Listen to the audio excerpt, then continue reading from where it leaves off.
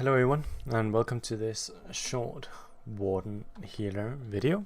This is sort of a guide video that I'm doing for each of the 4 tier 1 healer classes, and this is the second video in the series, which means that some of the things that I said in the first video, which is about the Templar healer, I'm not going to repeat. These are mainly things about the generic skills like the guild and weapon skills that most people will know. So if you're a newer player and want to know generically how some of these skills and builds work, then I would recommend you go and watch that video. That is also the video where I go into detail about sets and so on, and how best to set up your healer. So I'm gonna dive right down to the Warden healer and what really defines it. And exactly what defines the Warden healer is the green balance tree. Now this is where you get most of the buffs that sort of define the healing as a Warden. Now the most important passive is the Maturation passive. Now this passive gives your entire group a minor toughness. Now this is a buff that used to be tied to Warden, but they removed that with the Murkmire patch, and it sort of became the defining characteristic of Warden, sort of forcing Warden into every single group setup. Now the issue, or sort of what lets the Maturation passive a bit down, is the fact that you don't necessarily need a Warden healer to proc it. Now this can be proc with any healing, and unfortunately most often this means that instead of taking a Warden healer, people like to take a Warden off tank, just wearing a generic skill like the Blood Altar or the Wines, which also applies the same debuff, which is minor nice, But I digress. The Warden is still a tier 1 healer, and this is still a very, very powerful passive if you want to heal on a Warden, very defining. Now what else does it bring? Well, how does it play? The Warden is very much sort of tied to the whole nature theme, and this plays very much out in how it plays. The Warden has got a ridiculous amount of passives and like minor and major buffs. One of them is Major Mending, which is an extremely powerful healing buff, making the Warden able to put out more HPS or healing per second than any other class in ESO.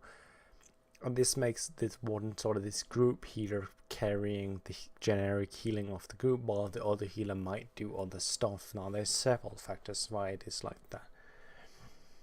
So the Warden scales very well off the Jovel set, and this set is usually used mainly for the, I'll tell you, the 5th piece. The 5th piece increases the duration of your buff, but it's usually only used just for the aggressive Warhorn buff, making the major force last for 12.6 seconds instead of 9 seconds. So you imagine it's like quite a lot. It's 40% stronger. But because of all the other buffs that the Warden brings, you really want to wear Jovels on the healer. So it's something to think about when setting up healer sets. Now in terms of skills, like I said, most skills on a healer is actually something like weapon skills and guild skills, something every class has access to, but there are a few, and I'm gonna go through them now. So Enchanted Growth plays into the sort of group healer theme, where it's the strongest group burst heal. That means a wide burst heal in the game. And this is sort of the strength and the weakness of the Warden, because what really defines the Warden, what is the strongest weakness of the Warden, is the fact that it doesn't have a single target burst heal. That means that you don't have a Breath of Life, and you don't have the skill that the Necromancer uses, but you have a very strong group burst heal, and it's very powerful if something bursts down the group. Now, some people like to compensate by wearing Healing Ward. I do not recommend this, mainly because if you want to play a Warden healer, this is one of the things that you have to overcome, and Healing Ward is not gonna compensate at all for the lack of a burst heal. It's simply not strong enough to do that. So if you really want a single target burst heal, go play a Templar. the Warden doesn't have that, and that's sort of the thing you need to learn to play around. Now we have Combat Prayer, we have Orbs, Blood Altar, Healing Springs. These are all generic skills, and then we come to the Northern Storm, which is the strongest front bar sort of passive slot for an ultimate. It gives 8% magic, nothing special here. And then we move on to the Synergy, which is sort of one of the reasons why you play a Warden. And again, it's sort of a weakness and sort of a strength of the Warden. It's a strength because the synergy is very important, because synergies are the most important factor in group play. But this synergy is very hard to proc compared to the others. You sort of have to place them so that the target you want to proc it is in the middle, and it's not a very nice skill, but it's strong in anyways. It's also weak because it does healing, where the other skills does damage, and you really don't need the healing from this skill. It's not a lot of healing, it's only something like 1.5k the healing per second, so somewhere in that region, so it's not very strong. Now, I use a very different morph of this skill compared to what most people use, and that's because the other morph of this skill has a mechanic where you can reactivate it and sort of instantly heal for quite a lot, but it's very clunky and it's not very nice, and some people like to use that sort of as a healing springs. I use the Corrupted Polymorph because it lasts 6 seconds. If you want to reactivate it early, for example to proc or remake, because you know the synergy's been procced or something, you can just do that. And it also gives major defile to everything that's within, that's enemy. It's not your allies. And that's very useful for some trials. It's very, very specific thing. But generally I prefer this morph just because the other mechanic to the other morph is very clunky and gets more in the way than it benefits you. It costs an entire global cooldown to do an insignificant amount of healing. I really hope that someday ESOs redo that, because it's really shit. So the next skill is Blue Betty. This is your source of sustain, and the Warden already has a ridiculous amount of sustain.